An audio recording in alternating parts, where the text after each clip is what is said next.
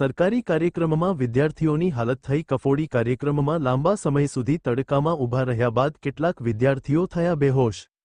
ઉમરગામ તાલુકામાં વૃક્ષારોપણ સમયે વિદ્યાર્થીઓને સાથે બનેલ ઘટનાનો મામલો। વલસાડ જિલ્લા શિક્ષણ અધિકારી દ્વારા તપાસના આદેશ। વિદ્યાર્થીઓને ટેમ્પોમાં ભરીને વૃક્ષારોપણના કાર્યક્રમ માટે લઈ જવાયા હતા।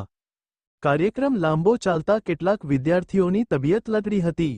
વિદ્યાર્થીઓના સ્વાસ્થ્ય પ્રત્યે બેદકારીને લઈ લોકોમાં હતો રોષ। વલસાડના ઉમરગામના સંજાણની ઘટના। વલસાડ જિલ્લા દક્ષિણ વન વિભાગના સંજાણ રેન્જ દ્વારા યોજાયો હતો કાર્યક્રમ। એક પેડ માં કે નામ કાર્યક્રમમાં તુંબ પ્રાથમિક શાળાના વિદ્યાર્થીઓને લવાયા હતા।